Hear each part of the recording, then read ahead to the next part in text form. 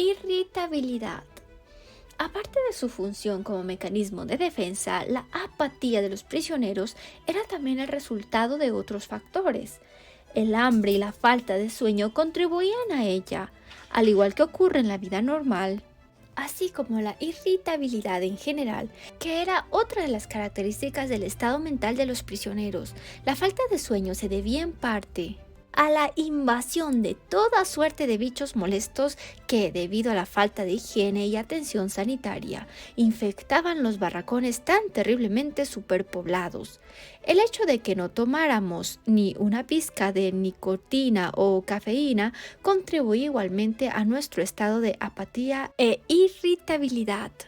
Además de estas causas físicas, estaban también las mentales, en forma de ciertos complejos. La mayoría de los prisioneros sufrían de algún tipo de complejo de inferioridad. Todos nosotros habíamos creído alguna vez que éramos alguien, o al menos lo habíamos imaginado, pero ahora nos trataban como si no fuéramos nadie, como si no existiéramos. La conciencia del amor propio está tan profundamente arraigada en las cosas más elevadas y más espirituales que no puede arrancarse ni viviendo en un campo de concentración. Pero ¿cuántos hombres libres, por no hablar de los prisioneros, lo poseen? Sin mencionarlo, lo cierto es que el prisionero medio se sentía terriblemente degradado. Esto se hacía obvio al observar el contraste que ofrecía la singular estructura sociológica del campo. Los prisioneros más prominentes, los capos, los cocineros, los intendentes, los policías del campo, no se sentían por lo general degradados en modo alguno, como se consideraban la mayoría de los prisioneros, sino que al contrario se consideraban promovidos. Algunos incluso alimentaban mínimas ilusiones de grandeza. La reacción mental de la mayoría envidiosa y quejosa hacia esta minoría favorecida se ponía de manifiesto de muchas maneras, a veces en forma de chistes. Por ejemplo, una vez oí a un prisionero hablarle a otro sobre un capo y decirle: «Figúrate, conocí a ese hombre cuando solo era presidente de un gran banco. Ahora el cargo de capo se le ha subido a la cabeza».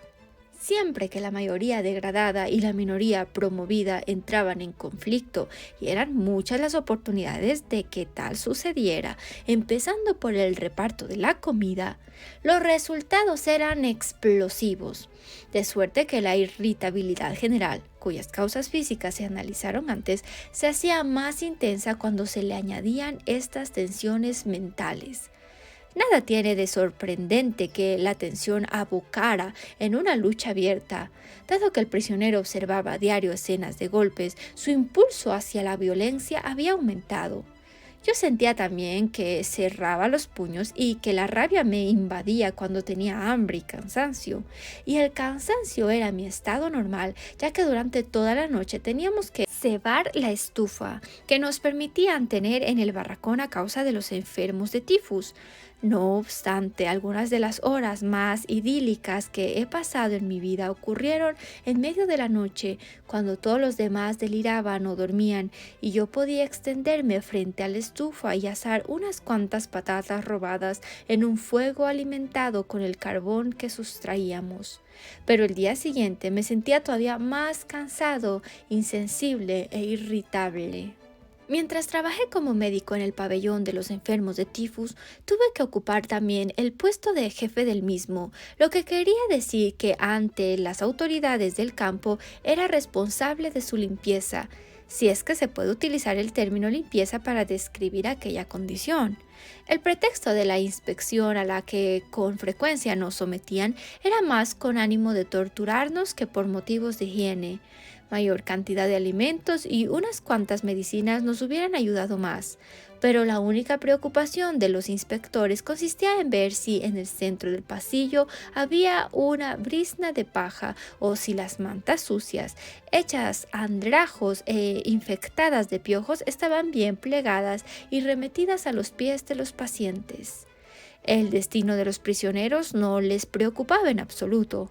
Si yo me presentaba marcialmente con mi rapada cabeza descubierta y chocando los talones, informaba: «Barracón número B y 9, 52 pacientes, 2 enfermeros ayudantes y un médico. Se sentían satisfechos. A renglón seguido se marchaban.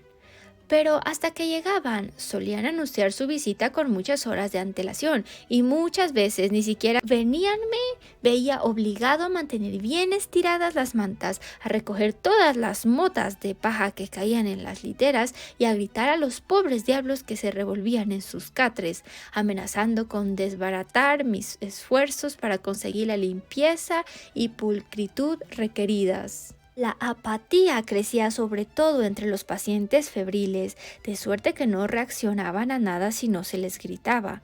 A veces fallaban incluso los gritos, y ello exigía un tremendo esfuerzo de autocontrol para no golpearlos. La propia irritabilidad personal adquiría proporciones inauditas cuando chocaba con la apatía de otro, especialmente en los casos de peligro. Por ejemplo, cuando se avecinaba una inspección que tenían su origen en ella. La libertad interior. Tras este intento de presentación psicológica y explicación psicopatológica de las características típicas del recluido en un campo de concentración, se podría sacar la impresión de que el ser humano es alguien completa e inevitablemente influido por su entorno, y entendiéndose por entorno en este caso la singular estructura del campo de concentración que obligaba al prisionero a adecuar su conducta a un determinado conjunto de pautas. Pero, ¿y qué decir de la libertad humana? ¿No hay una libertad espiritual con respecto a la conducta y a la reacción ante un entorno dado? ¿Es cierta la teoría que nos enseña que el hombre no es más que el producto de muchos factores ambientales condicionantes, sean de naturaleza biológica, psicológica o sociológica? ¿El hombre es solo un producto accidental de dichos factores? Y lo que es más importante, las reacciones de los prisioneros ante el mundo singular de un campo de concentración son una prueba de que el hombre no puede escapar a la influencia de lo que lo rodea. ¿Es que frente a tales circunstancias no tiene posibilidad de elección?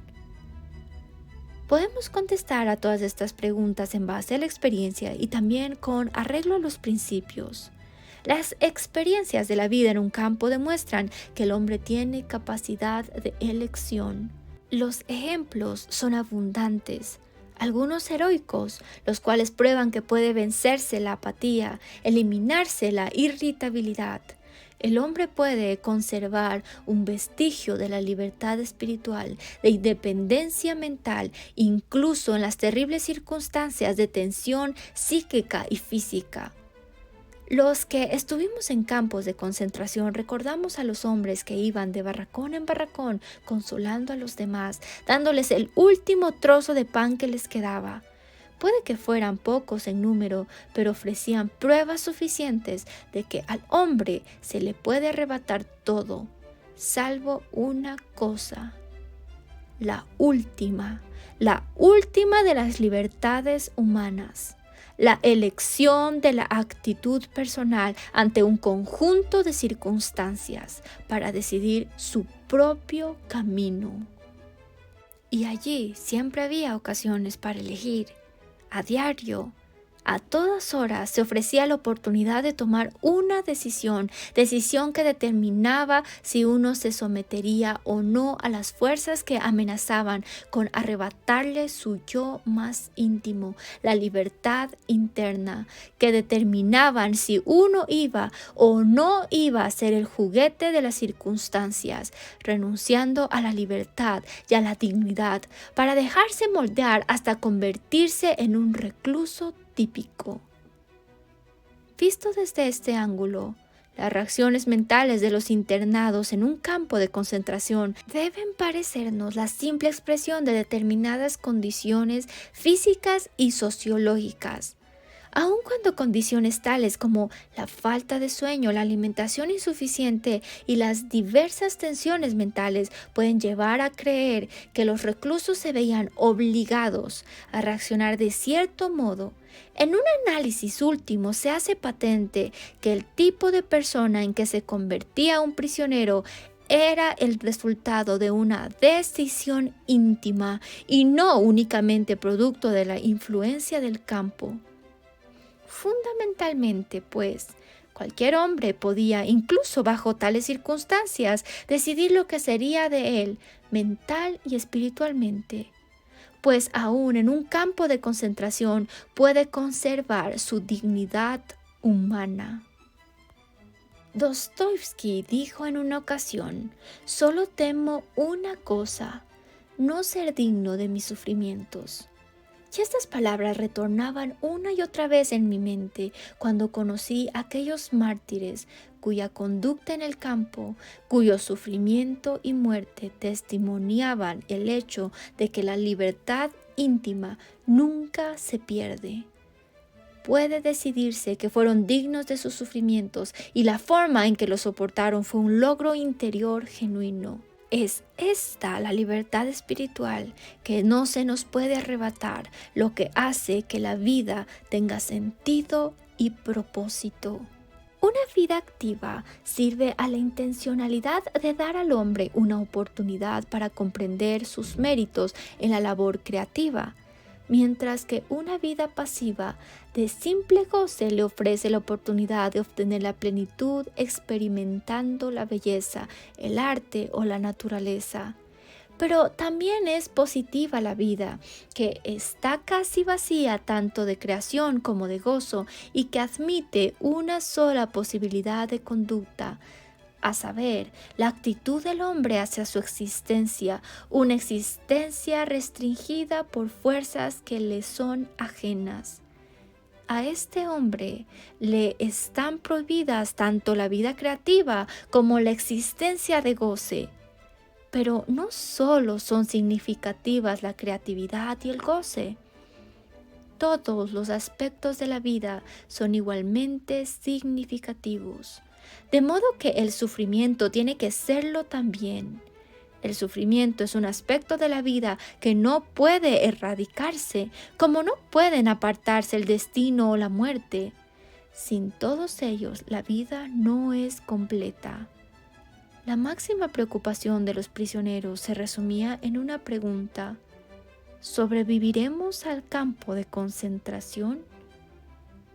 De lo contrario, todos estos sufrimientos carecían de sentido. La pregunta que a mí personalmente me angustiaba era esta otra: ¿tiene algún sentido todo este sufrimiento, todas estas muertes? Si carecen de sentido, entonces tampoco lo tiene sobrevivir al internamiento. Una vida cuyo último y único sentido consistiera en superarla o sucumbir, una vida, por tanto, cuyo sentido dependiera en última instancia de la casualidad, no merecería en absoluto la pena de ser vivida.